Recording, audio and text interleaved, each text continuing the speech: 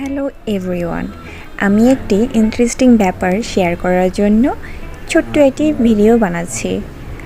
এটি হচ্ছে ঢেঁকি শাক আর চাপা দিয়ে রান্না করা একটা আইটেম। আর এটা হচ্ছে গুলশা মাছ, মানে বড় ট্যাংরা। আপনারা অনেকে হয়তো চিনবেন। এই ইন্টারেস্টিং ব্যাপারটার জন্যই আমি আসছি। এই ঢেঁকি শাক, আলু আর চ্যাপা মাছ মনে হয় অনেকে চেনেন, অনেকে চ্যাপা বলে, আবার অনেকে শীতল মাছ বলে। এটা মজার একটি আইটেম।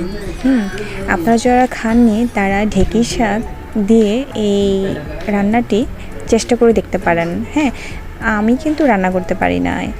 এই জিনিসটা রান্না করেছে আমার ভাই বউ। খেতে কিন্তু মজা অনেক। ইয়াম। ভালো লাগলে অবশ্যই ভিডিওটা শেয়ার করবেন। Thank you.